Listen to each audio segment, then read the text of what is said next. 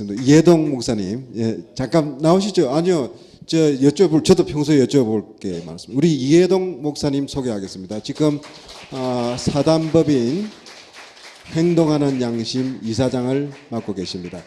우리 김대중 대통령께서 감옥 살해를 딱 2번을 하셨습니다. 아까 3.1 구국선언, 유신의 가장 얼어붙었던 암흑의 시기에 민주회복을 요구하는 선언, 그걸로 진주교도소에 갇혔습니다.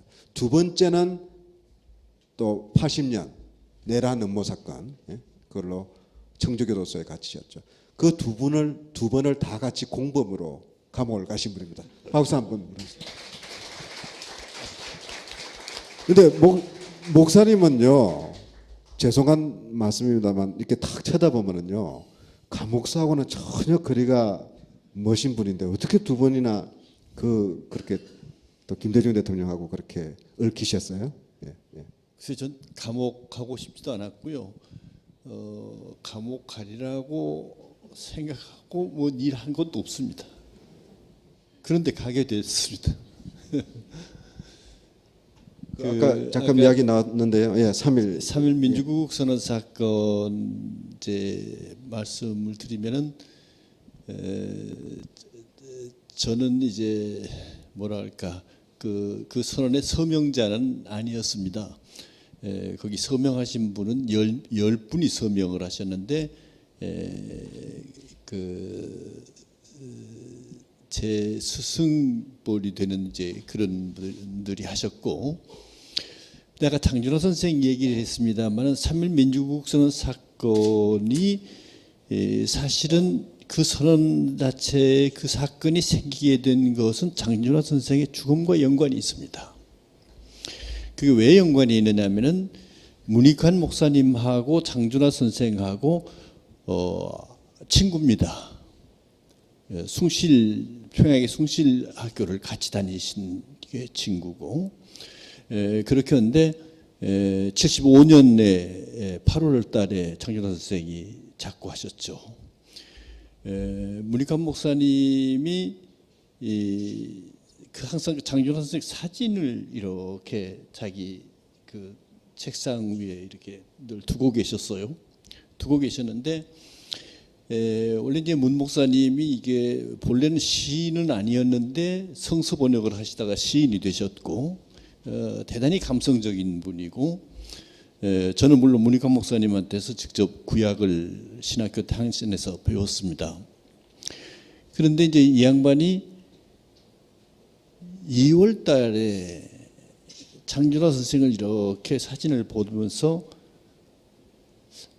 야, 네가 살았으면 금년 3.1절 그냥 보내지는 않을 텐데 하고 혼자 이렇게 넋두리처럼 이렇게 그 시국은 하도 이제 이렇게 어렵고 그러니까는 하는데, 갑자기 그 사진이 문 목사님 말씀대로 표현대로 한다면, 야, 내가 하려마, 이런 말을 듣는 겁니다. 그래가지고 이 양반이 그때부터 이제 신이 들린 거예요. 예. 그런데 아까 그 김대중 전 대통령께서는 사실은 그런 김만정 교수가 얘기한 대로 참 그 시국에 대해서 정치적인 아주 이걸 어떻게든지 이게 타개를 해야 되겠다고 생각을 해서, 사실은 이 양반이 먼저 그렇게 하지 아니 정치인들과 몇 분이 하시기 위해서 성명서를 만들어서 그때 당시 안국동의 해위 윤보선 씨한테 이제 보내서 그걸 하려고 했는데, 그 윤보선 씨가, 근데 이제 이 양반은 되게 김대중 전 대통령이 아주 합리적이고, 사실은 어떻게 내용은 좋았지만 그 표현 자체는 아주 상당히 합리적이고 논리정연하고 온건하고 이제 이런 거거든요. 그런 거니까는 거기서 또 해위가 그걸 거절을 했어요. 그러자 이제 문익환 목사님이 준비한 것이, 거기 가니까 이태영 박사가 이제 중간에서 연락을 하다가, 이태영 박사가 문익환 목사님하고 해서 이 동교동하고 연락을 하고 그렇게 김 대통령께서 좋다, 나 여기 소명한다. 그게 회의하고 해서 그래서 이 3.1 민주국선 사건이 생겨나는 겁니다. 그때 김대중 대통령은 사실상 주범은 아니었네요. 사실은 종범입니다. 그죠? 그렇습니다. 근데 다른 사람은 다 풀어주고 김대중 아니죠. 대통령만 마지막까지 징역. 그런데 이제 문제는 이렇습니다. 그 3.1 민주국선 사건이라고 하는 게 사실은 별게 아니에요. 종이장 하나예요. 네. 민주주의 하라. 예. 민주주의 정치범 하라. 그렇습니다. 양심수 석방하라. 예. 종이장 하나.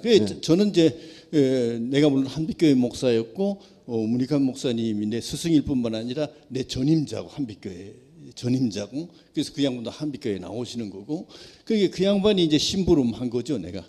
그래서 이제 내가 그 프린트도 하고 이제 프린트하고 그랬는데 내가 하나 우스갯소리를 하나 할게요. 문 목사님하고 뭐 짜봤자 소용없습니다. 네, 그렇죠. 예? 그 집 식구들이 전부가 다 정말 순진무해서 거짓말을 못해. 거짓말을 못해. 거짓말을 못해. 내가 하나의 예를 들읍시다. 그 3.1 민주국선 사건을 그때는 지금 그 컴퓨터가 이렇게 있어서 이렇게 출력하지 등사기로 않고 했죠. 그 등사를 하는 거니까 그 타이핑을 해서 이제 타이핑 원지가 따로 있었어요. 그게 이제 타이핑 해가지고 이제 하는데 문 목사님이 나더러 이제 2월 28일입니다. 2월 28일 76년 오라고 그래서 집에 가서 이제 얘기했더니 이제 이 목사가 이거 해야 되겠어. 그래서 이거 타이핑 좀 해서 그거 하라고. 그렇게 해야죠. 한데 호군이가 들어요. 문익환 목사님 큰 아들입니다. 호군이가 들어오는데 호군이가 타이핑은 호군이 보고 하라고 그러더라고요. 여러분 지금 뭐 그래가지고 그럼 이호동 목사님 이렇게 말씀하시니까 호군이 그런 애기 같으죠. 돌아가셨습니다. 예. 그래서 그 호군이가 타이핑을 해가지고 문익환 목사님이 3월 1일 날 새벽에 그 타이핑한 원지를 가지고 저한테 오신 겁니다. 그래서 이제 나는 그 당시에 교회 주보를 내가 직접 하고 하던 이제 그런 시절이니까 오셔서 이제 그걸 같이 이제 밀어서 인쇄 담당으로 그래도 가지고 가셨는데 유인물 담당을 하셨네요.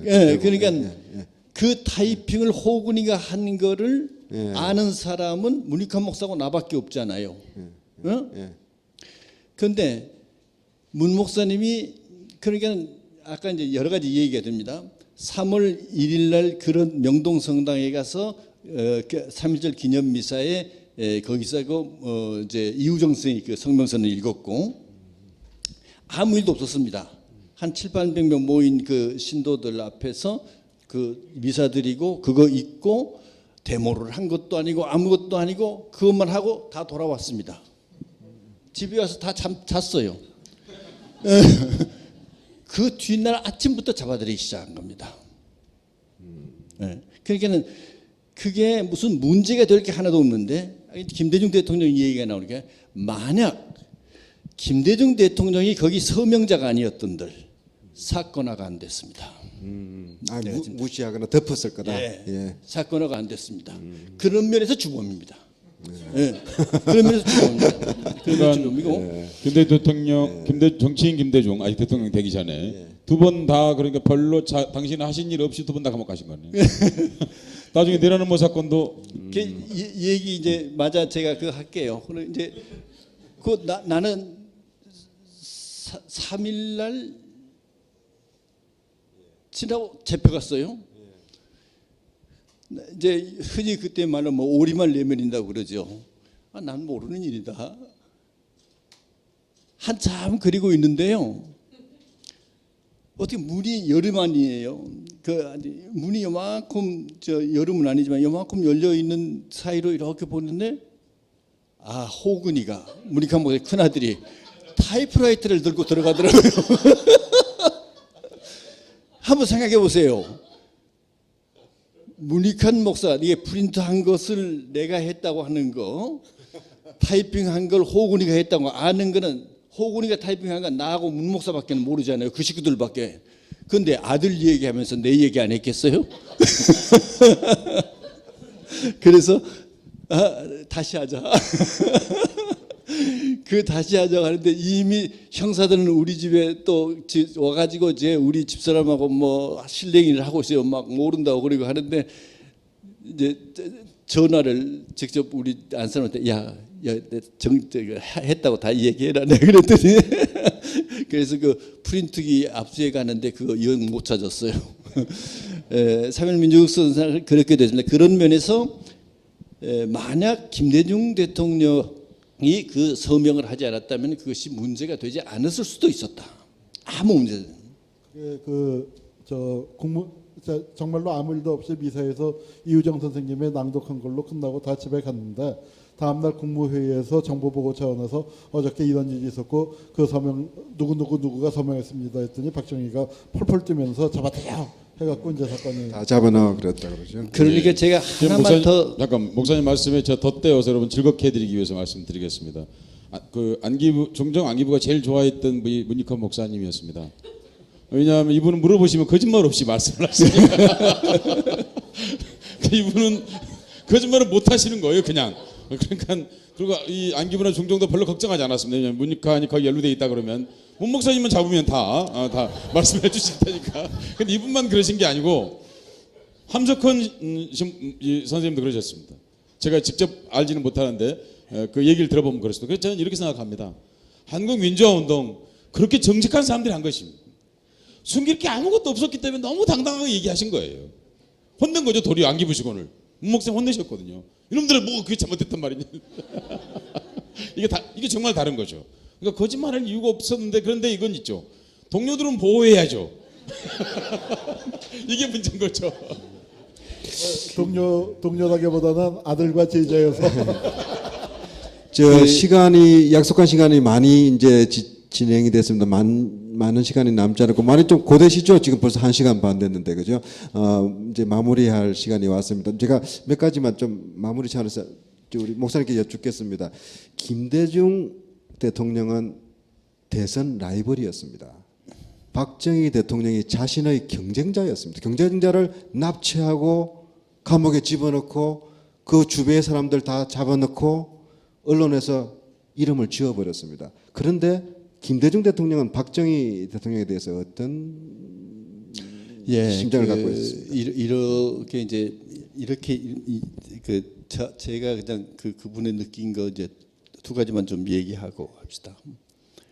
3.1 민주국 선언 사건으로 이렇게 함께 이 제야 인사들하고 묶이지 않았던들 김대중 대통령은 그냥 정치적인 인물로 거기서 이렇게 멎을 수 있었다 난 그렇게 봅니다.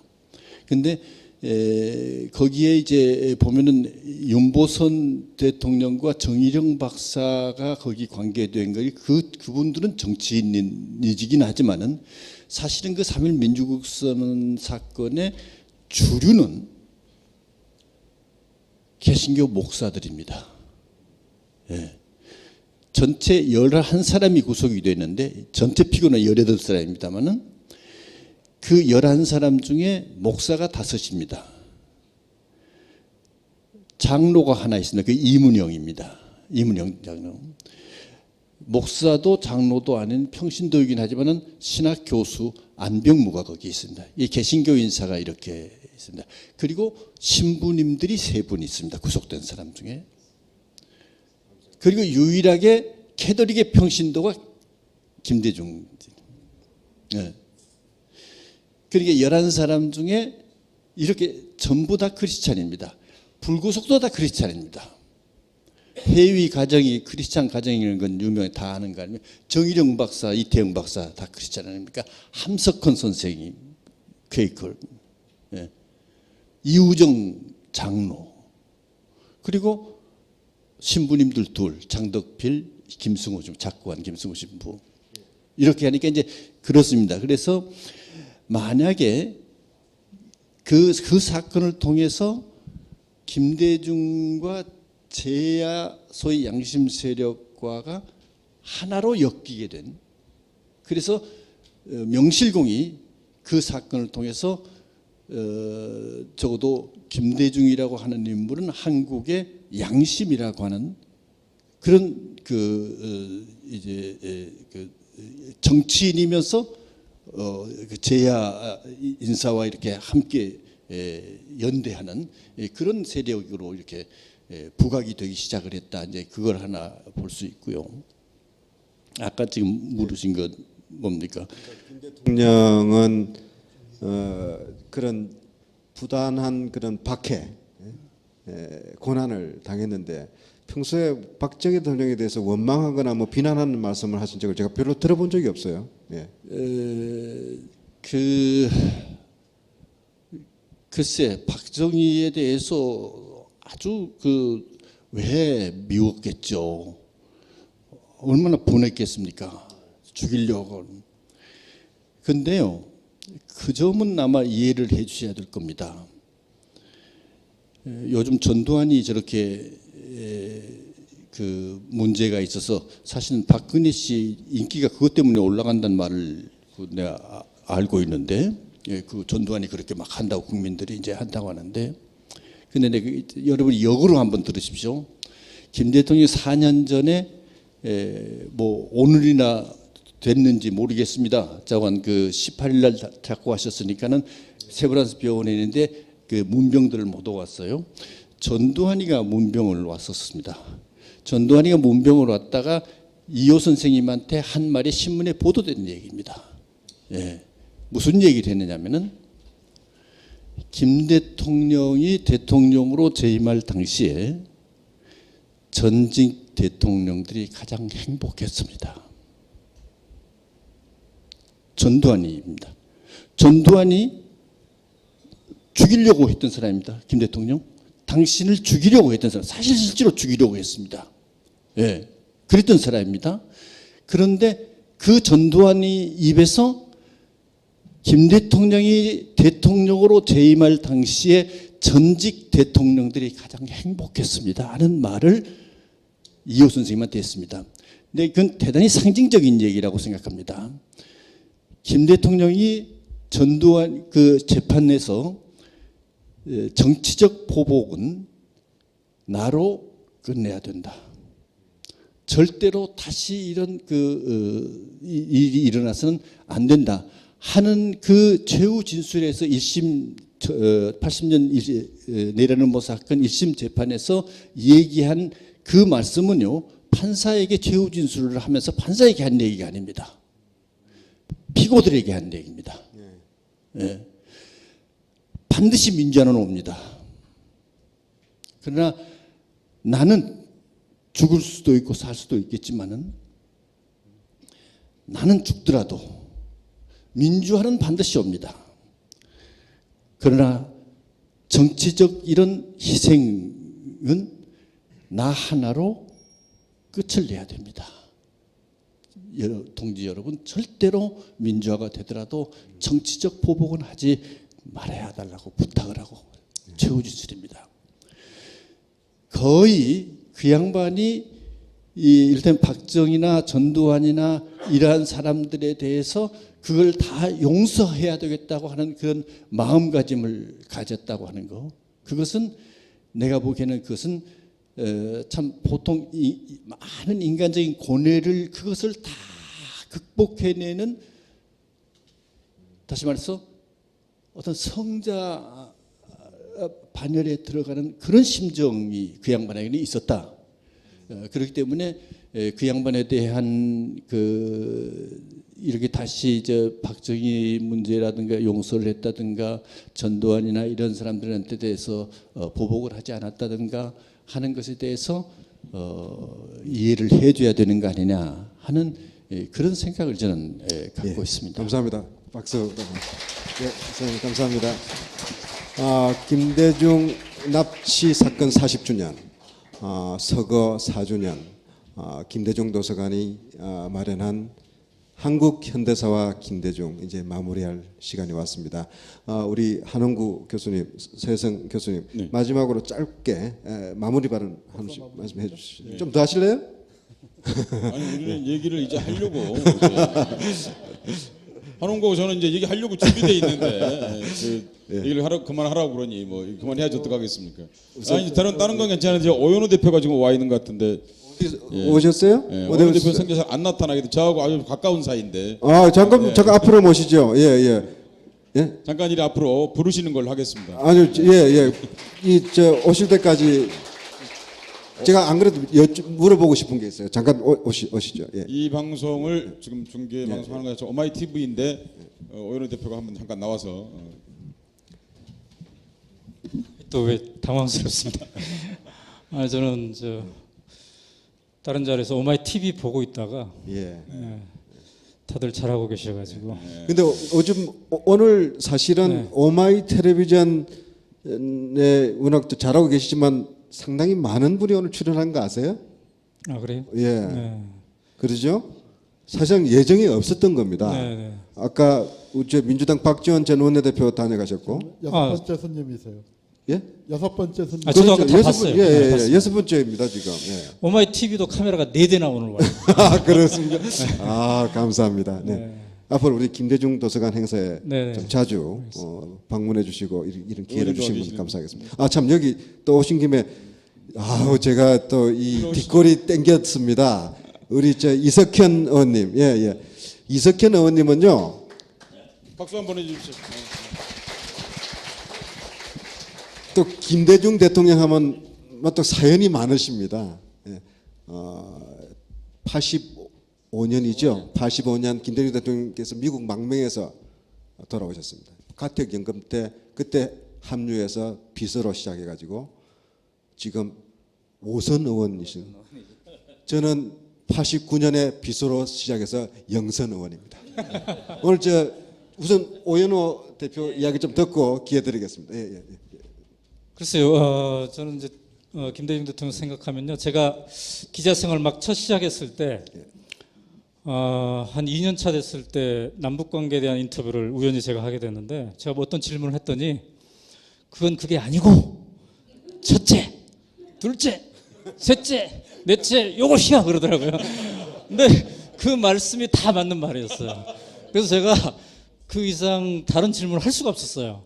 그래서 뭐 수첩 떨어뜨리고 땀 나고 이래가지고 아주 그때 망친 인터뷰였는데, 이제 우리가 기자들끼리 그런 얘기합니다. 김영삼 대통령은 인터뷰를 하면 이게 답을 주시는데 쓰려고 하면 기자들이 쓰려고 하면 이게 문장이 잘 안 된다. 그래서 기자들이 좀 보태는 거죠. 이렇게 문장이 되게 김영삼 대통령은. 근데 김대중 대통령은 그냥 녹음을 풀면은 다 이게 정확한 문장이 돼서 그대로 쓸 수 있다. 이런 얘기가 있는데 그때 인터뷰가 참 인상적이었고요. 그래서 이제 돌아가시기 직전에 마지막 인터뷰를 제가 하게 됐는데 그때 행동하는 양심, 담벼락에다 대고 욕이라도 해라 이런 말씀이 참 남습니다. 제가 미국에서 월간 말 특파원 할 때 박사 과정까지 계속 할 것이냐, 아니면 한국 와서 다시 기자 생활을 할 것이냐 이 기로에 있었는데 와야 되겠다 이렇게 생각한 여러 가지 이유 중에 하나가 97년 대선을 목전에 두고 정말 그 정권 교체 위험은 이것도 있었지만 인간 김대중의 승리의 모습을 한번 봐야 되겠다 했는데 아까 우리 서혜성 교수 말씀하신 대로 언제나 졌던 그러나 다시 일어난 그런 모습을 결국 97년 대선 때 취재기자로서 어떤 취재했던 것, 이것도 굉장히 저의 어떤 인생 또 김대중을 기억하는 모든 젊은 청춘들의 인생에 상당한 영향이 있었다고 그렇게 생각합니다. 안 불렀으면 어떡하면서 말을 이성으로 맞추고. 감사합니다. 근데 잠깐만 계셔보세요. 여기 오마이 텔레비전, 오마이 TV 시청자, 또 오마이 뉴스 애독자분들이 많이 보시고 계실 거니까 제가 하나 여기 짚고 넘어가야 되겠습니다. 네. 제가 청와대 그때가 2000년인가요? 2000년. 청와대 제가 제1부속실장, 요새 시체말로 문고리 권력을 제가 누리고 있을 때입니다. 그때 오마이뉴스가 창간을 하고 1년 된 때였어요. 우리 오 대표께서 저한테 와서 대통령 단독 인터뷰를 하게 해달라. 창간 1주년. 당시 인터넷 언론사는 청와대 출입을 했습니까? 못했습니까? 못했었죠 그때. 인터넷 언론에 대해서는 이제 성장하기 아주 그런마 단계였어요. 그죠? 그리고 오마이뉴스는 잠재력은 있었지만 아직 그 당시 그렇게 인정은 못 받고 있었는데 제가 대통령께 말씀을 드렸어요. 이러저러하다고. 대통령 관심이 있으신 거예요. 하자고 그러시더라고요. 근데 저는 이제 또 청와대는 시스템이 있잖아요. 그래서 공보비서관실에 이제 연락을 했습니다. 공보수석도 계시고 공보비서관, 국내 언론비서관한테 이야기를 했더니 난리가 나는 거예요. 김 실장 그거 해주면은 청와대 여기 뭐뭐뭐뭐 신문사들이 다 이제 들고 일어나서 아마 취재 거부할 거다, 파업 들어갈 거다. 너 감당할 수 있겠냐? 그래서 저도 오 대표한테 좀 어려울 것 같다고. 근데 오 대표가 완강한 거야. 그러니까 뭐 절교할 정도. 그래서 제가 이제 당시 제가 그때 기억날 뭐 수석이신데 지금 지사가 되신 분인데 사정을 설명했습니다. 대통령께 이건 말씀을 드렸는데 제가 월권했다면은 월권한 것으로 생각을 해주십시오. 그렇게 이야기를 해버리십시오. 기자들한테 신문선. 대통령께서는 두 가지 이유로 오마이뉴스하고 하겠다고 합니다. 왜? 첫 번째, 인터넷의 중요성. 두 번째, 말지 기자하던 오연호에 대한 신뢰였어요. 여러분 이럴 때 박수 치는 그래서 실제 그 우리나라 역사 최초로 그렇죠. 대통령이 인터넷 신문 아무도 이름을 모르는 오마이뉴스하고 창간 1주년 네, 독점 인터뷰를 했죠. 네, 김한정 교수님 이제 길게 말씀하셨는데 결국 김한정 교수의 공이 컸다는 얘기고요. 감사합니다. 오늘 요거를 좀 내가 공개 수상해서 분명히 다짐을 좀 받았는데. 오늘 근데 이제 중에 지금 제일 재밌게 했어. 아 그래? 아 감사합니다. 근데 이제 시간 동안 제일 짧게 얘기하면요. 원래는 창간 1주년 기념으로 제가 부탁드린 게 아니라 창간을 하자마자 직원 4명밖에 안 됐는데 무모하게 현직 대통령 인터뷰를 신청한 거예요. 그랬더니 청와대 창간 기념으로. 아직 그랬더니 이제 창간도 안 했는데 창간도 안 했죠. 그러니까 청와대에서 답이 왔는데 아마 김한정 교수랑 등등이 모의해서 답이 왔는데 뭐냐면 아니 근데 대통령이 해줬는데 몇 달 안 지나서 이게 망해버리면 어떡하냐. 아 신문이 망해버리면 적어도 1년은 생존하고 나서 그래서 이제 1년 딱 생존하고 나서 자신 있게 제가 1년 했잖냐. 1년 했잖냐. 그랬더니 이제 그렇게 해준 겁니다. 네, 감사합니다. 감사합니다. 자, 우리 오랫동안 기다리셨습니다. 너무 바쁘시긴데 참 토요일 날 촛불 집회 어떻게 되셨습니까? 가셨습니까? 네, 갔었어요. 예, 저 감동했어요. 사람이 어찌 많은지 지난 몇 년 사이에 그렇게 많은 인파를 본 적이 없어가지고 제가 트윗에 올릴 때 10만 국민대회라고 이렇게 썼었어요. 근데 왜 촛불을 드셨어요? 그 국정원 개혁 또 민주주의를 지키기 위해서 우리가 하는 그런 건데 오늘 아까 좀 전에 여기 오기 전에 그 강서의 까치산역이라고 거기에서 이제 홍보 전단을 나눠주고 또 몇 마디 하다가 느낀 게 있습니다. 어떤 사람이 저한테 물어요. 자기가 예전 주말 서울광장 촛불 집회에 갔었다고. 근데 왜 간지 아냐고 그래. 그래서 제가 왜 오셨었습니까라고 했더니 아니 나는 다른 국정원은 모르겠는데 세금을 갖다가 막 올리겠다고 그러니까 이거 안 되겠더라. 내가 갔더니 내가 가서 그런지 어저께 또 대통령이 뭐 세금을 들어 안 올리겠다고 하더라. 그래서 내가 가서 그런 거냐. 그래서 맞습니다. 오셔서 그랬습니다. 앞으로도 무슨 일 있으면 이렇게 집회에 나와주시고 저희들 성원해 주십시오. 제가 그랬습니다. 예. 저 이석현 의원님 요즘 박수.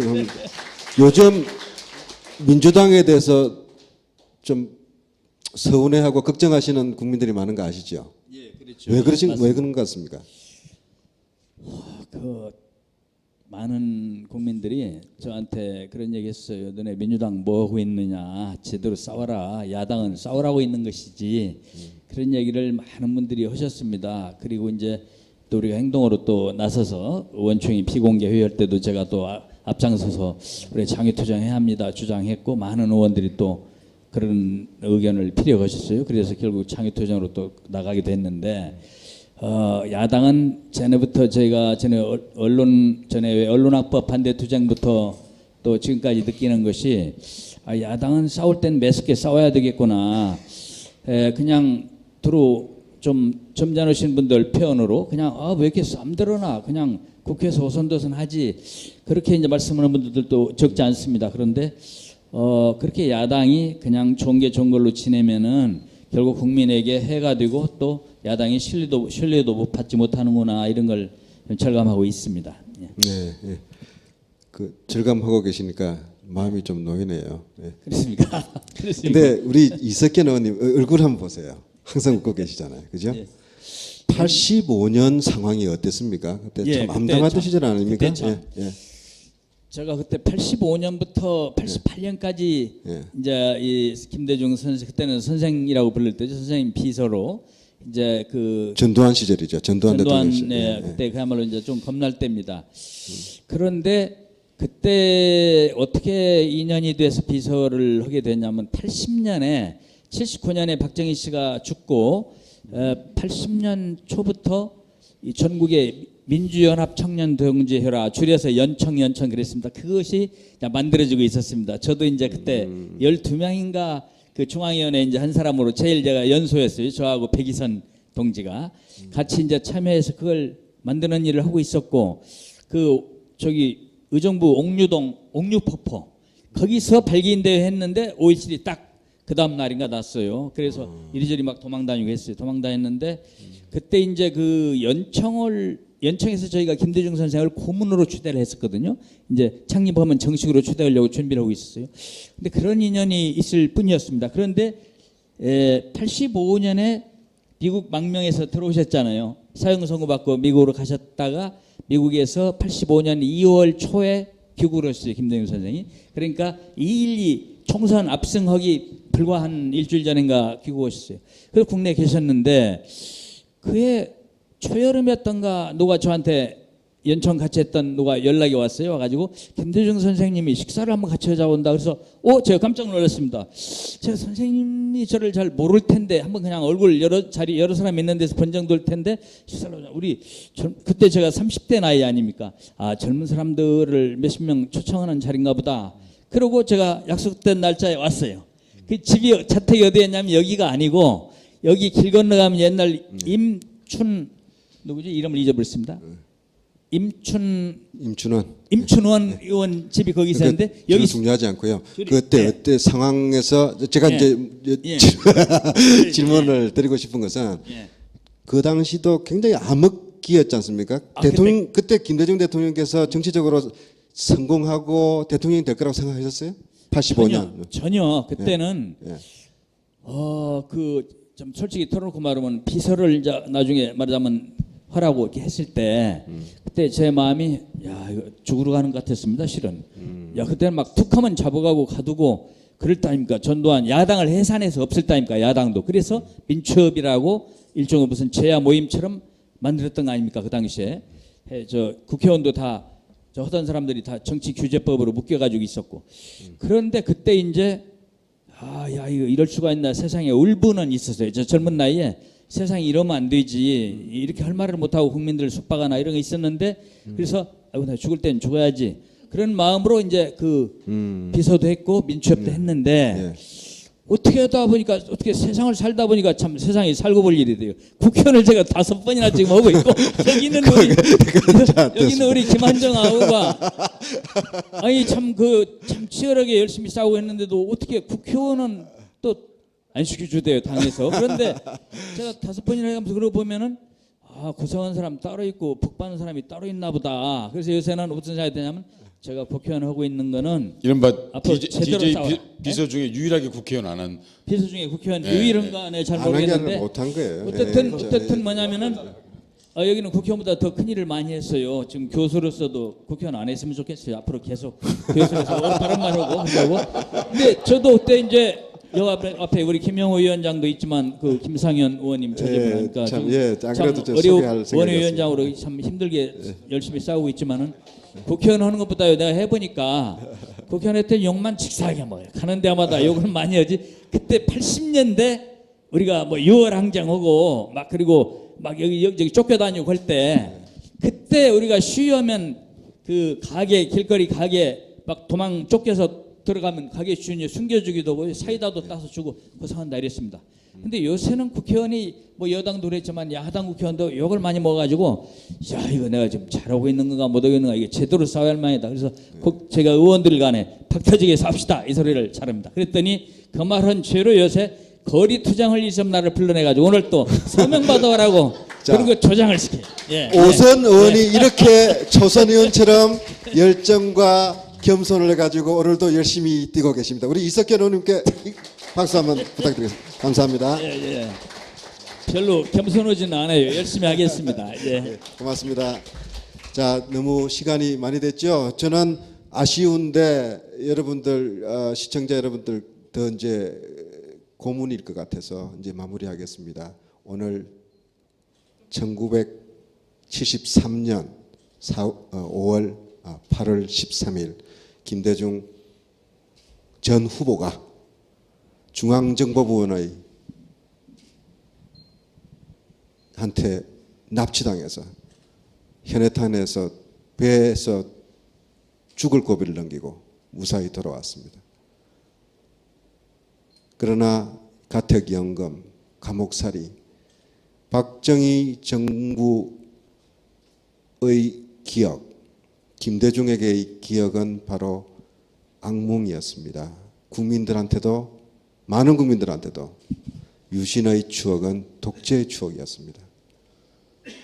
김대중 대통령 납치 사건에 대한 진상은 아직도 공식적으로 밝혀진 게 없습니다. 당시 미국으로 도주해 있던 김형욱 전 중앙정보부장, 박정희 정부하고 사이가 틀어져서 미국으로 도주했죠. 미 의회 청문회에서 이렇게 발언했습니다. 1976년 정도 기억인데 그때 프레이저 네, 프레이저 청문회에서요. 예. 그 정도 납치, 자기가 중정부장을 했던 사람으로서 대통령의 제가 없이 중정이 그런 엄청난 공작을 저지를 수 없다고 증언했습니다. 이후락 당시 중앙정보부장 자신들의 부하를 보냈죠. 80년대 그렇게 항변했습니다. 난들 하고 싶어서 했겠냐. 이게 무슨 이야기입니까? 일본 정부 전직 대통령 후보, 한국의 야당의 대표, 국민의 절반의 지지를 받았던 정치인이 자기 주권 동경에서 납치를 당했습니다. 여권 패스포트에 대해서 도장도 없이 5일 뒤에 대한민국 동교동에 떨어져 있어요. 여러분, 그게 가능한 일입니까? 일본 정부는 뭐 했습니까? 자국 영토에 있는 외국인 신변을 보호할 의무가 있지 않습니까? 범죄 행위로 납치됐으면 조사해야 되는 거 아닙니까? 그렇습니까? 안 그렇습니까? 일본 정부 조사했습니까? 안 했습니다. 박정희 대통령 1979년 10월 26일 비명으로 세상을 떠날 때까지 한 번도 이 사건에 대해서 언급하거나 조사를 지시하거나 한 적이 없습니다. 본인이 한 것이 아니라면 마땅히 조사를 지시해야 되는 거 아닙니까? 범죄 행위였지 않습니까? 했습니까? 2007년 박근혜 대통령 당시 경선 후보였습니다. 박근혜 대통령이 아버지에 대한 기억을 살린 회고록 냈습니다. 그게 어떤 대목이 나옵니까? 동경에서 김대중이라는 정치인을 납치했다는 그런 유언비어가 나도는 것을 보고 자기는 피가 거꾸로 솟는 듯하게 느꼈다라고 자서전에 썼습니다. 유언비어라고 했습니다. 아버지가 억울하다고 했습니다. 그리고 그러한 사건에 대해서 피가 거꾸로 솟는다고 표현을 했습니다. 본인은 그렇게 생각하고 계실지도 모르겠습니다. 그러나 거슬러 가시다. 2004년 8월 박근혜 당시 야당 대표는 김대중 대통령, 퇴임하신 대통령을 찾아왔습니다. 그래서 김대중 대통령께 뭐라고 했습니까? 아버지 시대의 일로 우리 김대중 대통령께 여러 가지 고생을 시켜드린 것에 대해서 딸로서 죄송하게 생각합니다. 이렇게 말씀하셨습니다. 왜 이렇게 다른 겁니까? 피가 거꾸로 쏟았던 박근혜 대통령과 그렇게 고통을 줘서 죄송하다는 박근혜 대통령은 다른 사람입니까?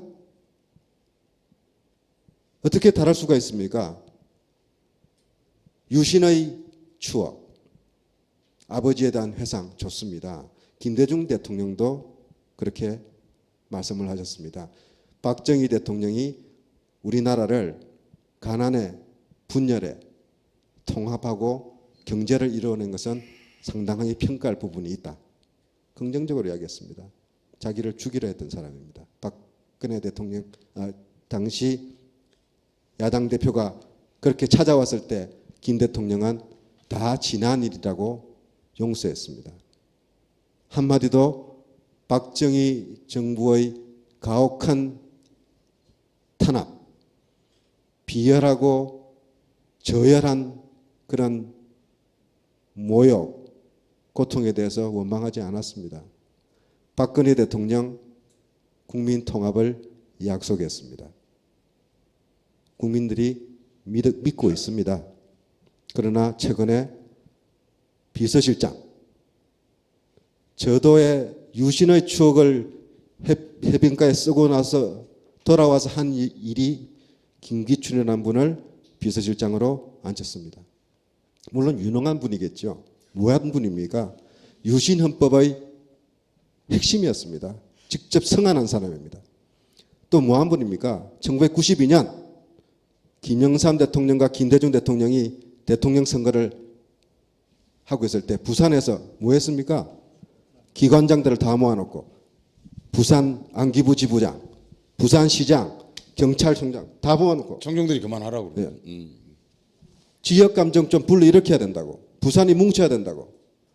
김대중이 당선되고 정주영이 당선되면은 여러분들 다 영도달에서 떨어져 죽을 생각하라고.